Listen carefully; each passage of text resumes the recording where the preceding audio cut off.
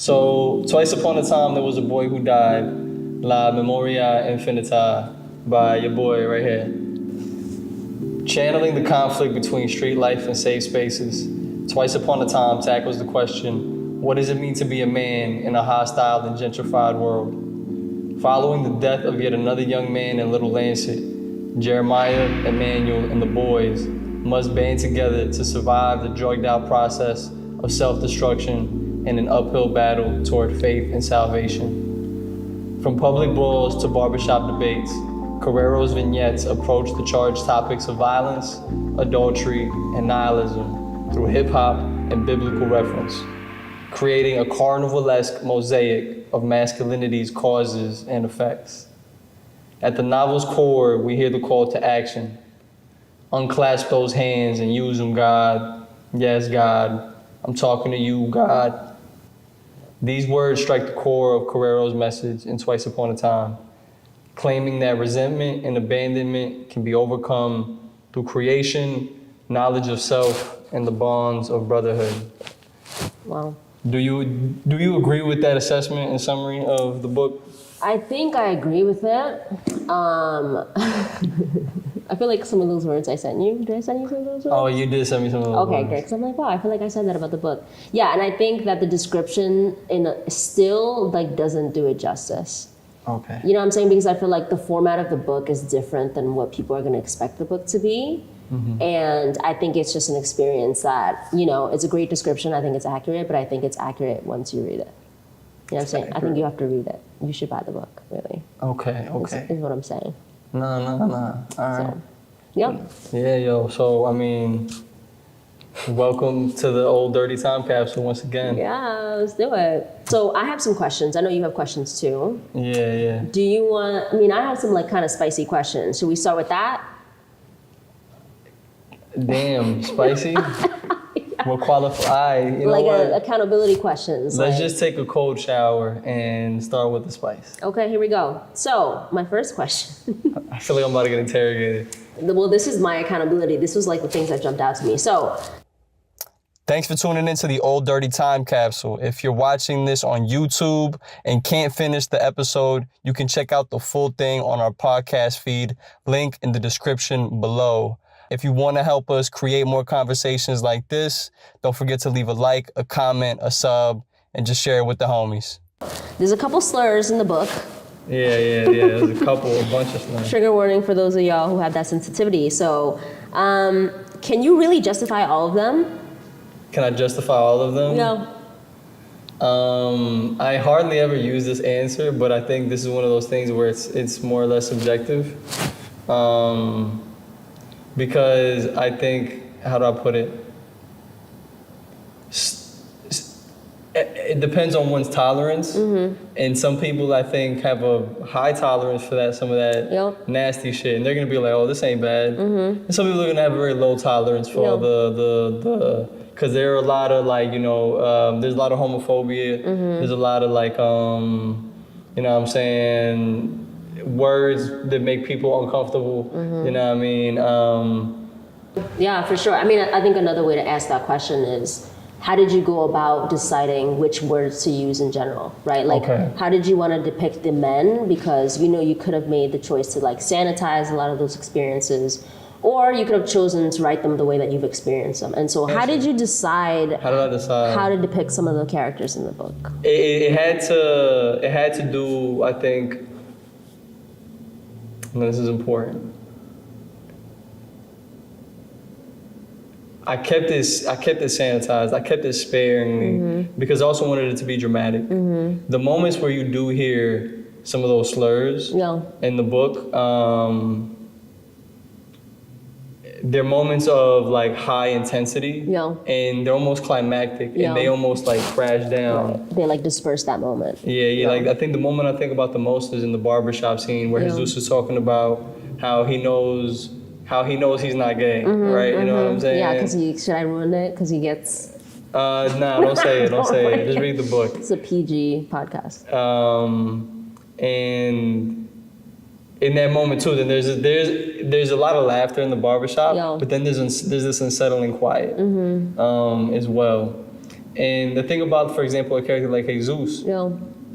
I intentionally named one of the most despicable and grotesque characters in the book, Jesus. You know what I'm saying? That was one of my other questions, actually. Because it also had to do with, there's a lot of role reversals. Yeah. And I guess too, when I think about the use of language, you want almost I almost want you to feel grossed out and disturbed by Jesus's use of the F word. You know what I'm saying? Yeah. As I was very disturbed. Because there's just this weird irony involved in the whole of the experience. Yeah. So no, yeah, and I want you to feel that way about him. I want you to get that shock. And I overdid it at first. Yeah. Because I have a very intense personality in general. Yeah. So I had to learn to build the suspense using the language. And something about that type of shit is dramatic, and it shocks people. Yeah, right? That's true. Yeah, I was gonna say, I think it's also like reflective of society. Like, I think people be saying crazy shit. Am I allowed to swear? Okay, let me start over. I think people say a lot of crazy stuff all the time, especially in masculine spaces. And I'm not in a lot of hyper masculine spaces, but I went to high school with like mostly guys, and like being around them and witnessing them in their own space without them having to care about folks that were not men or were not boys. I think it is that ridiculous. You know what I'm saying? It is a reflection of that dynamic. And so, yeah, I was thinking about that. But on that name question, I can jump to a question that I have about names, which is, you were talking about how you named this like grotesque character Jesus, right? Very intentionally to sort of draw that juxtaposition. How did you choose the rest of the names? Because they were very biblical, they were very hood, some of them felt very Dominican, and some of them were metaphorical, like people who didn't have names, or the boy. How did you decide who was worthy of what name? Fuck, that's crazy. Damn, I didn't expect You weren't ready for that. I was ready for that one. I mean, so I believe in telling the story through other stories. Yeah. So me drawing in biblical references and cultural references was me also telling more stories through this story, right? Sure.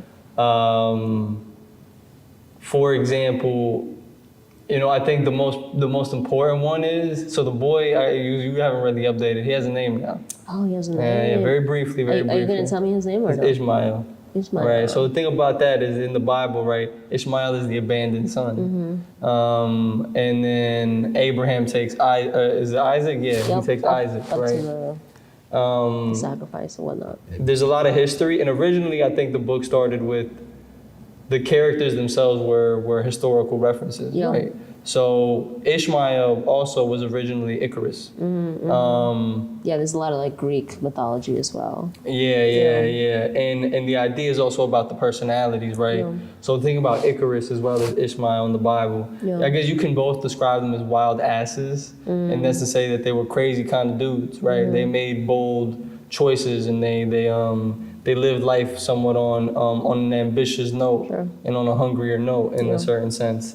And with Icarus, you saw him perish. With Ishmael, I don't really know, because at some point in time he falls out of the Christian canon, and apparently he falls into the Muslim canon. Interesting. Or the Middle Eastern canon, I should say. And part of that has to do with Abraham was promised as many offspring as would fill the sky, right? As the stars in the sky. And that's what he got, right? The Abrahamic religions. Right. So again, there's that I'm rambling a little bit, but there's that generational stuff. You know what I'm saying? Most of, I think, the important characters' names come from prophets. So Emmanuel, Jeremiah, Andres, Saint Andres. Salvador, which isn't really a prophet, but has that prophet vibe. Yeah. So Salvador was somewhat prophet light, maybe. But Salvador actually came from Salvador Dali. Okay. And then so did Pablo. Okay. You know what I'm saying? So you get that Salvador and Pablo dynamic in there, right? Sure. That 20th century artist. You know what I'm saying? You got Samson. Just from the Delilah story with the hair and shit, right? Yeah, and then you have like, is it Supreme Love, Eternal Freedom. Yeah. So that's more of like a Muslim sort of like 5%er, I'm assuming. 5%er. Yeah. Right? You know, so there's also that vibe to it. No, yeah. And then even the title of the book, though, Twice Upon a Time There Was a Boy Who Died, that's a hip hop reference. That's an Andre 3000 reference. The whole book is very referential. Yeah. And there's a whole bunch of that going on. Yeah. And you know that book, Still Like an Artist? Yeah. I never read that book, but I could. Yeah. I understood the title. It's interesting because when I was reading it, like we've talked about like sort of growing up Christian, and I grew up very Christian, so I'm very aware of the biblical canon. I don't necessarily like consider myself a Christian anymore, but I'm very aware of it. And so when I read about allusions to the Bible, I feel like part of me as a child is being seen, because this is like, I studied this as a kid. Like I used to do like, I'm gonna read the whole Bible challenge, and like I would preach with my dad and all these things. And so like a lot of these allusions, even though I know the context is different, and it obviously also speaks to my life as a Lawrence person and whatever, the hood person, an immigrant person, but a lot of the biblical allusions, like, they tie something together for me that I don't think that I would run into in this particular context, you know. I find the religious symbolism is really potent, and I think it strikes at something really critical to our psychology, because the reason the biblical stories have remained so potent is because they tie to like Carl Jung, and I mean I get it from Jordan Peterson, but he gets it from Carl Jung. Is the idea of like the archetypes and the essentially like our brain is able to create like almost like singular representations of entire people. You know what I'm saying? Because it's like, how you put it, anybody can be Abraham, anybody can be Isaac, and anybody can be Ishmael. In the sense where anybody can essentially come up with this deal with God. Oh fuck, why'd I put that in air quotes? This deal, that's what I meant to put in air quotes. Gotta edit that out. Not the God part, you know what I mean? The deal part, right? And in some sense, that's a promise to, even if you don't believe in God, I think it's very reasonable to assume that Abraham made a promise to the future. You know what I'm saying? He made a promise with some outcome or some power larger than him, right? Whether he was actually communing with that thing, whether angels came to him and told him, yo, kill your kid, is a different story. But it's like we all come to that point where something in life asks us to make a compromise for the future. When we're writing books, you know the expression "kill your babies"? Yeah, kill your darlings. That's essentially Abraham and Isaac. Killing Isaac. Interesting. You know what I mean? So can I ask you, what do you feel like? Do you feel like that book is the sacrifice for you, or do you feel like you had a moment prior in which you had to sacrifice something for that future, that negotiation you had with God or whatever? I don't know if that's too deep, but I don't know if this was necessarily a sacrifice. Or if I was just always this way. You know, no. How do I put it? I finished the book when I was in Oxford. In 2022. And it was during this month off. I had 5 weeks off. All my peers went out to go vacation across Europe. You know what I'm saying? And I stayed my ass down and I wrote this book. Wow, that gives me a lot of hope. Yeah, but it was also, is to say that was somewhat the sacrifice. Sometimes I still look back on it like, damn, yo, maybe I should have traveled Europe. Lived that life, But I got the book done, you know what I mean? That's awesome. I have no regrets about that, actually. Yeah, it's interesting too, because also I think the tension of being a writer is writers sort of live in this imagined world where we're writing and we're overthinking, where we're finding ideas that exist in like this other place instead of being present. And so that does feel like a sacrifice, where you chose this thing that will outlive you, right? But you missed this moment that was like right there for you. You know? I think something else I sacrificed a little bit. And I think it was you who actually first most aware of it, because you have that problem with truth going on in your work, and just being able to speak in the knowing of security, right? Because something I read recently was when an author publishes, their family dies. You know what I'm saying? you know what I'm talking about? I understand. That's like a very potent way of naming something I've been feeling for a very long time. And Yeah. Every character is an amalgamation of Right. different people in my life. Right. You know what I'm saying? Because I have people profiles. Yeah. Because I notice, I'm like, oh, there's only so many kinds of personalities and people, Right. despite the fact that people have their own unique histories. Right. You know what I'm saying? They could all have more or less traceable and trackable tendencies. Right. You know what I'm saying? And those are the things that you compile, or that I compile into a Right. character. Interesting. You know what I'm saying? But Okay. yeah. Cool. I mean, that goes back to the conversation we're having about Bakhtin and the sort of like community influencing your characters. How was that, by the way, the Bakhtin reading? It was intense. It was really intense. We don't have to talk about it. It's really, really like niche and whatever. Okay, really. okay. We don't have to talk about it now. We can talk about it later. But can you talk a little bit about that? I mean, this is actually, I have a question about it. I eventually do want to get back to the Bakhtin because you actually read it. I haven't. I can show it to you. I have the book at home. I've only it's had the really- theories like summarized to me. It's like a huge, like thick book. You want to let me borrow that? Yeah, I mean, if you want, I read most of it. So, anyway, the question was, Tough guy. how did you come up with all these vignettes, right? So they feel like dreams to me when I read them. They feel very like stream of consciousness in some ways, very specific, but also detachable. And my question was like, do you think they could function on their own? But I also think that part of the reason why I bring up Bakhtin and I bring up sort of like Russian literature in general is something that Daniel had mentioned before I went to school this summer and then I read about this summer, was this idea of not privileging one particular voice in a story, right? And I think this is the part where I think people can't anticipate this necessarily in the text, where I think when we read novels, we expect it to be like one person's point of view. It follows that person grows, that person makes good choices, bad choices. At the end, you're like, oh, this is this one person's story. Everybody else is kind of a side character. Where this one, I feel like there's so many different voices, and I don't think you really prioritize any one of them. Like, I don't particularly, you might have one person that you're like, this is me, or this is the person that I want to be the protagonist. But I didn't feel that, and I think that works really well with the text because you're not saying that there is really any one way to be a man. I think that's why it functions as an intervention to the conversation, because you're not telling us which one is right. So, Yeah. so my question goes back to, what would happen if you separated the vignettes, right? Like what happens if you had just the vignette about Jesus? Does that become problematic when it's not countered with like a Jeremiah or the boy or, you know what I'm saying? No, I think that's true. Because I think what a big goal of mine was context. Okay.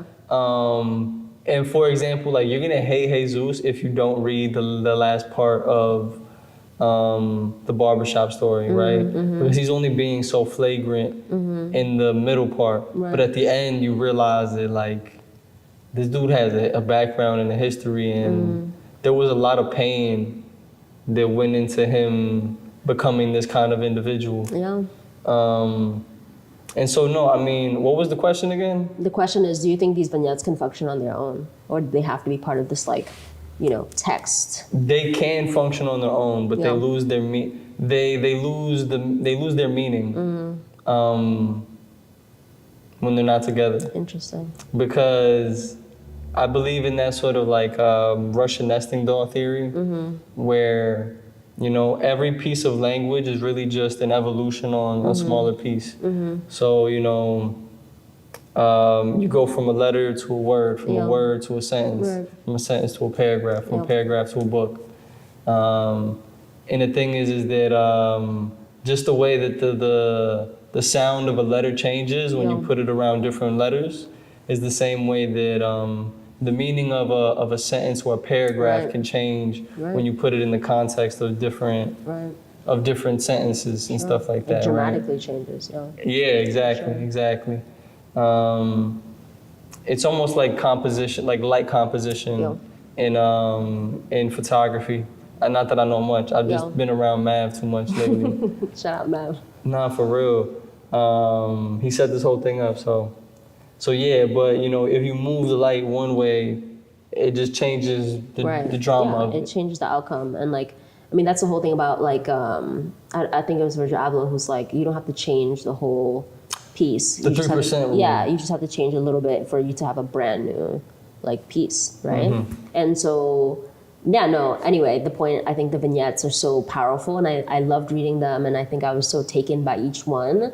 I think together they tell a more complete story that in itself isn't making any particular claim, which I like. But I do think that even as pieces, like I think about as a teacher looking for short stories, looking for poems, looking for manifestos or soliloquies, this is a text where you can sort of pull those and not have to teach the entire text. You feel me? Oh, damn, that's a good point. Consent to that?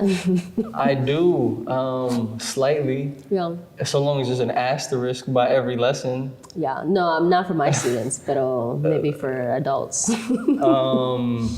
Because it's just to say that, like, I think and I hope that at least individually, each vignette provides insight into something, whether it be the actual concept being tackled in the vignette, or just the language and the language method used to display it. Yeah. Because by God, do I think I'm nice with my pen. I'm gonna be real.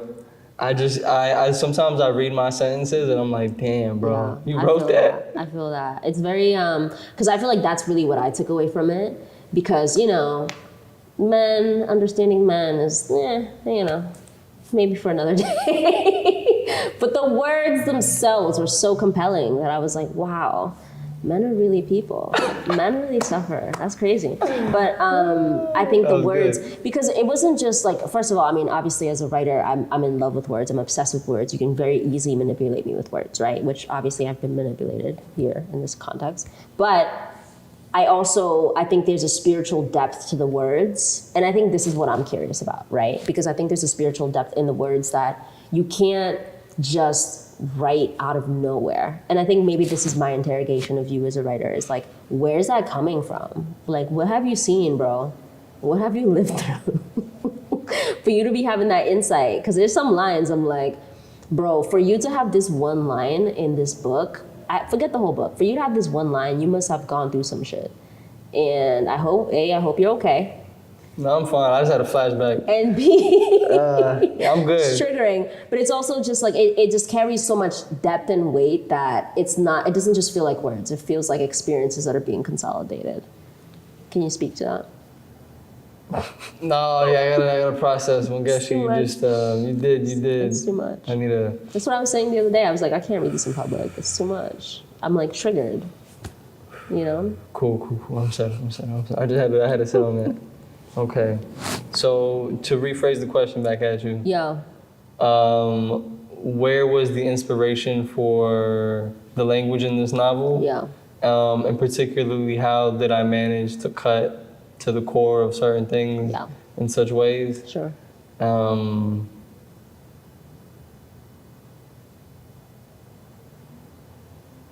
Mental illness. Right. Trauma. I was waiting for you to say trauma. No, it's not. No. Okay. Yes, but no. Right. You have to work hard. Because it's also the willpower to overcome one's own experiences, right? You don't make good art unless you're also willing. The victory at the end of a good art piece is the death of a demon in your life. We can just end the interview there. I'm gonna go home because I feel like that's what I need to hear. Working on my novel is like, oh, this demon will die when you finish this book. Is that how you feel? Hell yeah. Yeah? Are you free now? Do you feel free? Yeah, because this is the crazy thing, is that even now with this freedom, I look back on it, I'm like, damn, I was really feeling those ways, thinking those things. Well, I was even telling myself earlier today, if I could go back and rewrite the book knowing what I know now, I'd write it differently. But it's like, I also wouldn't have, I guess, killed what I needed to kill if I had written it differently. Right. Or if I hadn't gone through that experience. Right. You know what I mean? Yeah.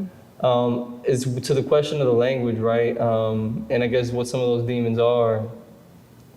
I have had a lot of experiences with like just violence, you know what I'm saying? And I think most importantly too is just solitude, and not even solitude, because I think solitude is peaceful. I think abandonment is traumatic, and loneliness is painful. And you know, it's just having seen certain things, it makes you want to isolate, and it makes you want to be alone. And then that loneliness is, it's cyclical and it doubles on you, where you isolate and you're lonely, and then you want to be with people, but then you're lonely because you're not. You know what I mean? And then you have shame because of it, and the shame grows and it eats you, and then you get more lonely. And I think in those cycles, what I have encountered that has allowed me to really think about this is just almost like, you know, those really existential questions, and those really questions that have to do with death and dying and mortality. And I remember one of the most important questions I had on my mind between the ages of 16 to 19 was, what kind of life, if I'm going to leave here on this planet after I die? How will I be remembered? And I remember being in such a panic because, and I guess this is part of what I was getting out through this book. It was a fear of death that I was trying to get rid of. I don't think I've really gotten rid of it, but I've gotten rid of almost the impatience and the anxiety that come with a fear of dying. You know, because when I was younger, I was just like, I was moving like I was gonna die tomorrow, and I had to get it all done in 24 hours. You know what I'm trying to say? So those were really the emotions I think that drove the content of the book. Interesting. Because along with the fear of death also comes the pursuit of meaning. Okay, I figured out once I figured out what my meaning in life is, suddenly it became much easier to accept the possibility of death. You know what I mean? Interesting. Those are the emotions that went into the book. Interesting. And those are the questions and experiences and the struggles that had to go into the book. Because I just think about some of my favorite moments are when characters are looking up at the sky and they're just like, why? Very profound. And I think also when characters are by themselves, I think you get to see them in this pure way that you don't see them when like they're in the barbershop with like their homies or other men watching them, right? Like what are men like when they're alone versus what are men like when they're performing masculinity? And I think that's when you see that loneliness come in. I think also you could talk about like what happens when men are with women or men are with the people that they love. Do they become different than when they're alone or they're with other men? Yeah, for sure. I could see a lot of that existential thought. Because yes, sometimes there is that performance aspect, but like when you with your homies, like there's no girls around, your parents not around, the cops not around, your teacher's not around. And there's just something about ridiculousness and the absurd behavior that just makes you feel like you're not alone in life. And I think that's something I really wanted to get across in the book was just the importance of brotherhood and having your homies and looking to your homies. Because I think, you know, we live in an era where see a lot of men are angry at women, and I'm like, they don't owe you nothing, bro. Worry about you. Worry about getting good friends.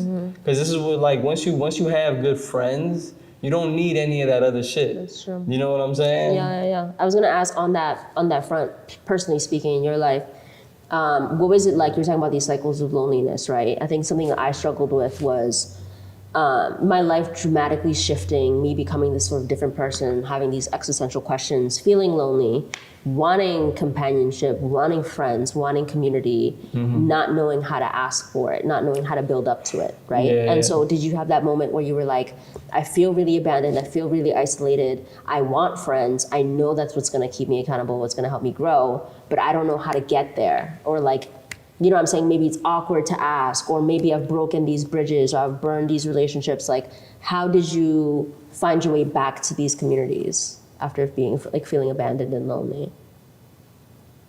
Sorry, it's like therapy. It's like a lot. No. Yeah, I'll start with this. You know, I think this is one of the easiest kinds of loneliness it is for me to talk about publicly. But it's like I'm a white Dominican, and I grew up with actually a family of mostly black and brown Dominicans, because I grew up mostly with my father's side, right?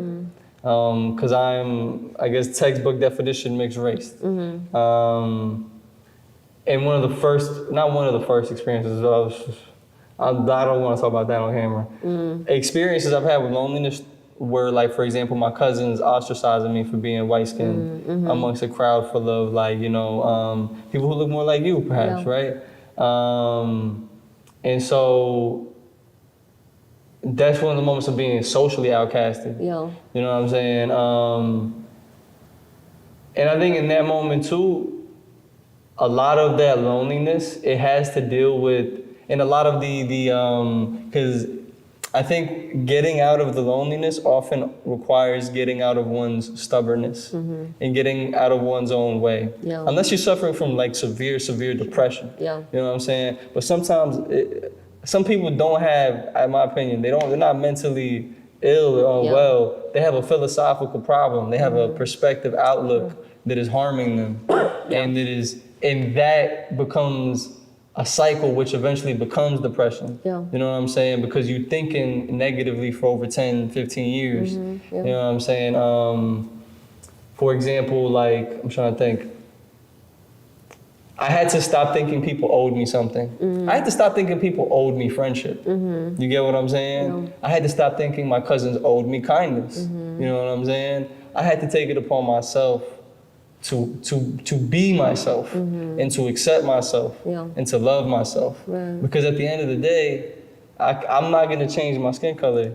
And I know that my cousins are my blood. It don't matter if they're a different complexion than me. Interesting. Regardless of perhaps whatever, like, they might think it's funny, they might even themselves be a little, have their own experiences with white people that they're taking out on me, right? And this is when we were younger kids, right? I don't know what the fuck is going on. Because now, as a grown man, when I see my cousins, bro, they're hugging me, they're giving me love. Because when we're kids, we're just going through so many different emotions. And I feel like as adults, the adults the adults that are still kids are the adults that haven't worked through those emotions. Yeah. You know what I'm saying? And you got to work on yourself at the end of the day and stop. I had to stop blaming people. Yeah. You know what I mean? I feel that it's definitely, and I think a lot of people, unfortunately, and I don't know how it happened for you, maybe it was something that you chose, or maybe it was like your loneliness forced you into that, but sometimes people don't have that break that forces them to change. You know what I'm saying? They don't get to that like rock bottom that forces them to change. It's always like so close. They're always in that pain, and it becomes part of their lived experience that they build a personality to match the pain, and it never gets to a breaking point where they have that existential question. They never get to that sort of nihilistic phase, and then they get stuck there. And you know what I'm saying? That's real. Sometimes it's like, I don't know, I think about myself, sometimes I'm like, I'm lucky I went through these things because it really forced me to be, you know, existential in a way that I would not have advocated for myself. But I will say, I want to push back on that a little bit, because although I think part of me says, yes, you're right. But then there's another part of me that's like, part of that does feel wrong, at least for some people. Because I also feel as though there's an ego problem with some individuals. And a control problem where I feel like some people do hit rock bottom, but it's an incessant need to be right or to have control. Sure.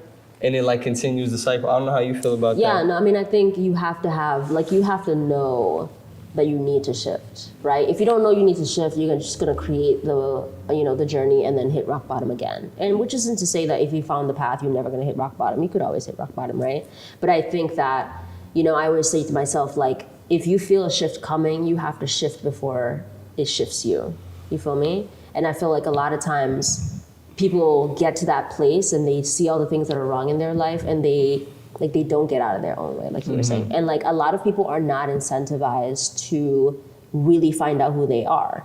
And to be fair, I think, you're talking about you had this unique experience of being a white Dominican.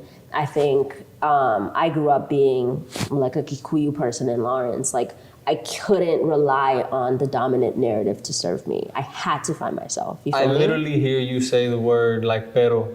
Like all the time. I hear you use Spanish lingo every now and then. I have like Dominican swag vibes sometimes. You do. I do, but like I can't rely on that to be my identity. You feel me? Yeah. Because at the end of the day, you're not. It's not me, and it doesn't serve me. Like I could say pero all day, and I do. But it doesn't, I will never feel seen the way that I need to be seen or the way that I need to see myself. And so a lot of people, I think, I worry about people who do fit into dominant narratives because sometimes they don't have to ask who they are. You know what I'm saying? Hand me up right there. So, that's real shit. and because of that, I think some of us, I think about, not to mention like a war criminal or anything, but I think about Obama a lot. And I was reading his memoir. 2008 was a crazy year. 2008 was a wild year. And also, because he's Kenyan also, half Kenyan, I read a lot about his story. And if you read his memoir, the one that he just came out with, Not Dreams from My Father, he's someone who's very conflicted his entire life. And a lot of that has to do with him being mixed race and him being biracial and him being black. And him just being like, I don't know what I'm doing, I'm searching for purpose. And my theory is that he became president thinking being president was gonna give him that purpose. Did it? I don't know. But for him, because his life was so weird, it was like, it doesn't matter if he's president because there's really nothing that is like set in stone for him as a person. I gotta ask you something. Yeah. Did you come up with that analysis like on your own? Did you read that somewhere? I mean, that was for me reading the book. Okay, yo, That's just how that I was crazy. Because I also want to go back to something you said though. Is that like being a part of the dominant culture actually keeps you from breaking out of your shell? Yeah. And the thing is, I wonder if the word dominant, I think is used correctly. And I would want to use a different word in a different circumstance. Because even being a marginalized group, it can be being a part of a dominant culture. Sure. And so I think for both of us in this case, the dominant culture is like Dominican culture. Yeah, it really, right? dominant meaning whatever's around you. Right. And I think that's also the dominant culture in the book, right? For a reference point, right? And so I think for both of us, even though we both grew up here, to whatever extent we grew up here, you weren't born here, were you? Nah. Where were you born? I was born in the Bronx. Okay. I moved to Ohio. Moved to DR, and then I moved to here. Right, okay, so you weren't born here. I was born in Eldama Ravine, nobody knows where that is, right? And so... Never heard of it. And so there's something about being part of a culture, but knowing that you're not 100% going to feel like you're part of that culture, that sort of forces you to like find out who you are. And I think in a lot of ways, sometimes we do that earlier than other people, and so we end up establishing who we are or finding out processes to find out who we are sooner than folks who are like feel like everything is going well until they're hit with that crisis of like, oh no, you're not. Yeah, until your identity shakes, man. Right. I was with my shorty and she is mad if I don't say it.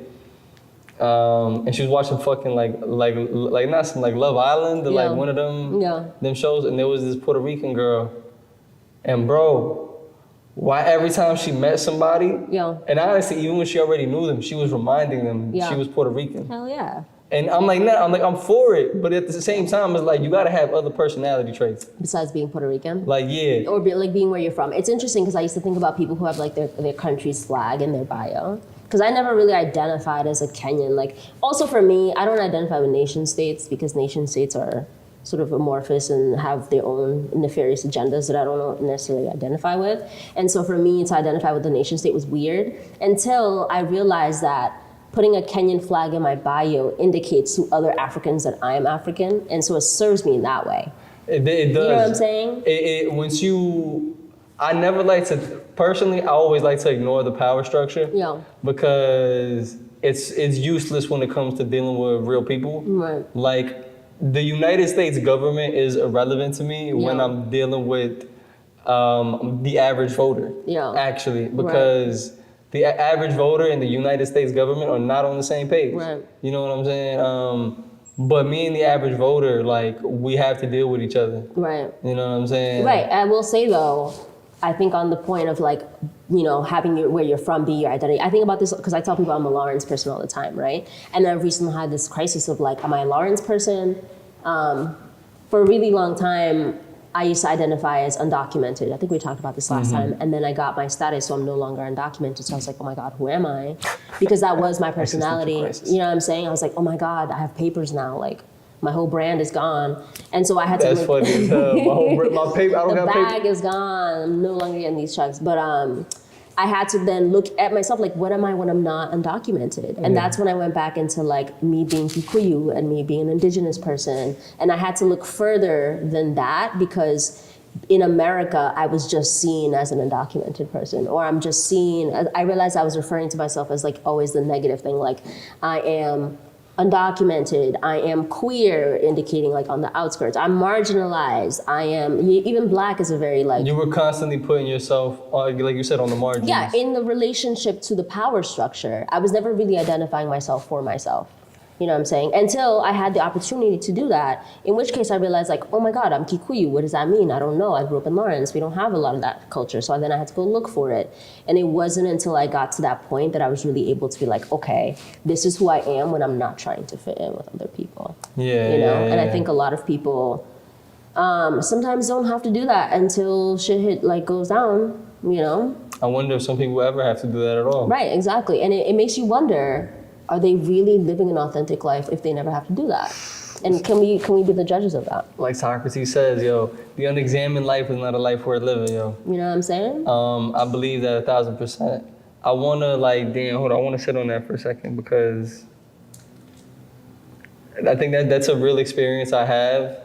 Like not me personally, but as I see it in the world, I see a lot of people thinking about what they're not, a lot of people thinking about what they don't have, and worrying about what the next person has and who they are. Yeah. And the thing is, it's a deficit attitude. Yeah. And we have so many assets available to us all at any point in time, right? Whether it be a great deal of us are blessed to have an able body. You know what I'm saying? A great deal of us are blessed to live in a country that can provide resources for those who don't have, who are somewhat disabled, right? Yeah. There's a moment in the book. There's a character I put in there. Speaking of role reversals, Riley Freeman. Riley. Shout out to Riley from Boondocks. I'm assuming that's the reference. That's the reference, but I flipped it. Yep. Because now Riley Freeman in the book is a suburban mixed kid. Yeah. And he's the older brother now and not the younger brother. But you see him grappling with this inability to find place in the world. Right. And it eventually results in a very tragic ending, right? But yeah. But and I think that's why I had to write them the way I wrote them, because only a mixed character, in my experience, would have been able to experience the feelings that the Riley Freeman of this book was able to experience. Interesting. It's interesting that you say that too. One thing that someone told me is, oftentimes there's issues with representations in book, right? And there's, let me start that again. Oftentimes there are issues with representations in books, right? So if you write a particular book and you have one main character, let's say it's a story of your life, but if that main character is, let's say it's a mixed race person and they end up being super conflicted, and that's their only trope, right, in the book, and that could be accurate to you, but that's the only way that they're represented, then it adds to this discourse of like, well, mixed people are always gonna be confused, and like, it's cliche, da-da-da, right? And this could go for anybody. This could go, like, let's say I wrote a book about a black girl and she was angry, which is a real thing, right? It happens, it's a realistic thing, but if I only have one black girl and she's angry, then that feeds into this trope of like, black girls are angry, right? And so I think one thing I appreciate about the book and the vignettes, like I was talking about, is that yes, Riley Freeman is mixed, and yes, Riley Freeman has this tragic end, but it's not the only representation of someone of that identity in the book. I'm assuming. No, it's not. There's another, this one is very, very subtle. Yeah. But it's the racial dynamic between Martin and Emmanuel. So Martin and Emmanuel are half brothers. Okay. However, Martin is of a darker complexion and Emmanuel is of a lighter complexion. And you see the older brother be aggressive and, you know, get angry with the younger brother, and you see him take out a lot of his resentment. And part of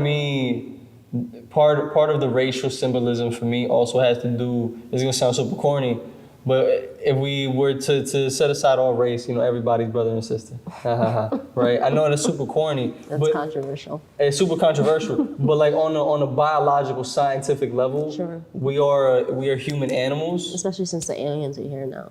So I guess, yeah. Fine. But it's like scientifically, there's a reason why if you mix a lion with a tiger, they make a sterile baby. Yeah. Meaning a liger cannot reproduce because there's different species and whatnot. Right. Well, human beings, there are no species. All the other human species are gone. We're the only human species around, right? So for me, also the racial symbolism and the racial struggle, going back to the story of Cain and Abel, which is really present in the book, because you see that tension between brothers, right? Cain is a figurative character because the first murder ever was always going to be a murder between brothers. Yeah, right, because there's only two people, really. There was only two people, there's only one species. Right. You know, I always like to say that like the first, the first idea of race was born out of the first idea of tribes, and the battle for resources, and the idea that human beings are different and therefore have to battle for dominance, rather than collaboration. Sure. You know what I'm saying? We compete with each other instead of against other animals. Yeah. You know what I mean? I don't know. It's weird. That's a bad way to put it, but yeah, I don't know if you know what I'm trying to say, man. I mean, we can talk about tribalism, because tribalism is something that's very present in my country, and we're all dark-skinned niggas, so, like, you know what I'm saying? Like, my parents were telling me some crazy stories about when I was born and, like, the amount of tribalism that was going on then, and anyway, we can talk about that another time, but I do understand this idea of, like, you know, if it wasn't, even the idea of murder is this idea that you're killing someone who is like you, who you don't have power over. Exactly. You know what I'm saying? Otherwise, because like when we kill an animal, we're not calling it murder because we feel like we have some sort of dominion over that animal. Exactly. We call homicide because it's the murder of another human. Yeah. Exactly. You know what I'm saying? Yeah. So. Sure. Yeah. I have let me see a couple more questions. Yeah. So I'm curious about the narrator, right? And I wanted to know: is it you? Is it God? Is it omniscient? Is it the boy? Because I think a lot of the lines that I loved were coming from the narrator. Some of it was dialogue for sure, but a lot of it was coming from the narrator. It seemed to be reflective of the scene, but then because the scenes are changing between different people, there's someone telling this like universal story. Mm-hmm. And so I wanted to know, like, what was your approach when you think about the narrator? So man, the narrator happened on accident. And then the narrator became their own character, totally on accident. Yeah. And I think I got a lot of the advice for the narrator initially by my writing mentors. Sure. Shouts Dr. Bennett and Professor Esbeck for helping me see who was there, because and the narrator very much evolved from this very ambiguous character to a very solid individual and set of individuals, a pair specifically. And so the narrator is a person in the narrative themselves. Mm-hmm. And I guess the best way to put it is that they are a ghost. Mm-hmm. I don't even just outright like say it because I feel like it's gonna be really hard for people to get kind of. Sure. But it's Which one? The one who lives on the street? The one, yeah. At the end, the artist. Yes. Wow. Because, and I rewrote. You gotta release that after people read it. I know. We're gonna cut that part out. I'm gonna bleep the name, right? I'm gonna actually bleep all the names. Just bleep that whole section of us talking, and it's just like bleep. Read the book. So yeah, part of the rewrite was this became the best friend to the boy, and he was kind of always meant to be that, but I wasn't leaning into it yet. Right. And by leaning into it more, that's how the boy got a name. Because I'm like, no, friend has to have he has to have a name. Yeah, because that's how it starts. Actually, now that you say that, He is often a guilty narrator. I like that. Because part of the process with the book is the elimination of guilt, where survivor's guilt specifically, where you got characters like Salvador, his best friend died and he wasn't there to help him.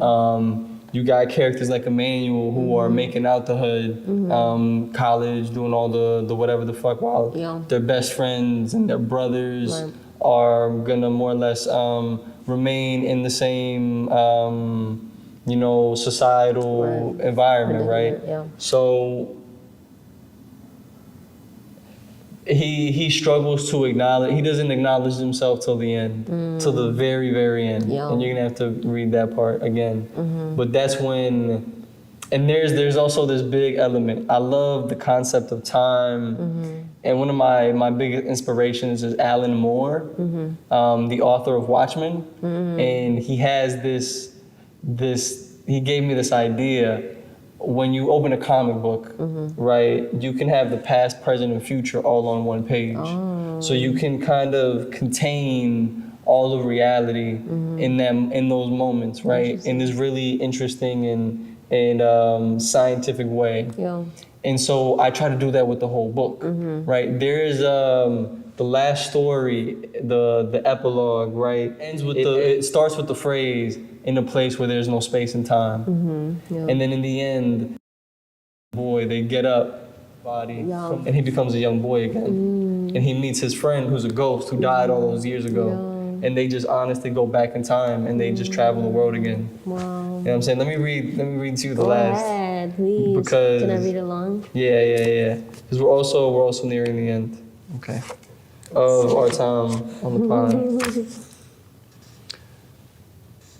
Salvador went to sleep and then he slept forever. He had seen Pablo. Hold on, where are you? Okay, last 242. 242. Sorry, you're gonna have to edit that. Huh? You're gonna have to edit that so it's nice and smooth. Okay, gotcha. Go ahead. Salvador went to sleep and then he slept forever. He had seen Pablo and his family one last time and he was satisfied. Salvador rose again in the form of his youth. He smiled and saw Ishmael, his dear friend.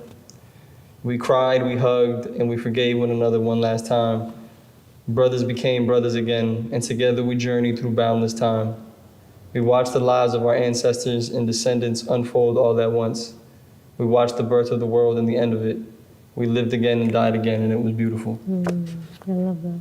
And like that's sort of like, that's the story structure right there. And that you can actually, it's just the reset button. Yeah, for and sure. You just go back in time and you watch the whole thing over again. And I think the cool thing about it, when I was reading it, I felt like also like, have you ever seen those, like, I don't know, it's probably like a video game concept, but those episodes on like Netflix has these like weird shows where you get to choose your own ending. I know. You know what I'm saying? Or like Goosebumps used to have it, where it also feels that way, where like you could end there, you could start again, you can also just pick any of the vignettes or any of the chapters, pick it up there, read it. You can read it in weird orders and it could create like a different ending. You know what I'm saying? Because there is that sort of like fluid movement through time.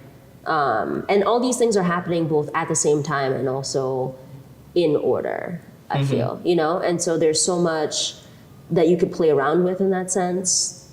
It does feel very timeless, which I love. Also, these images are adding to that, I'm noticing. Yeah, man. The artists in there really helped me like get some of the metaphorical points across. Yeah. Yeah, man. It's pretty nuts. In reality, the whole conceptual undertaking is far too large, even for me to have understood or executed properly. Yeah. Because there's so many flaws in that book, beyond just the freaking print. Just the actual. Man, I'm not done, man, because I need to do better on the next one. Because now I also understand more about the nature, or I feel like writing a book taught me more about the nature and structure of our own reality and the way first of all, language really creates controls and gives us access to experience. And next, how I'm still really bothered and really trying to figure out a physics problem through creative writing, and that's the concept of time. And trying to understand the nature and order of order, and the way linear experience can be dismantled and remantled. Yeah, and I think it's interesting that you're trying to do that consciously, because I think trauma does that unconsciously, or trauma does that in a negative way, right? Okay. Like trauma disrupts time in a lot of ways. Yeah. And so it's weird that, you know, people are always searching for ways to like relive things or to move through time, when in a lot of ways, you know, violence does that, trauma does that, and all these other heavy concepts that you're addressing in the text. They do kind of do that in, is, you know, the virtue of their being, you know? So I think it's a good vehicle for the thing that you were trying to do with time. No, thank you, man. I think, and I guess too, we'll end on this note, but what I said on the podcast all those many months ago,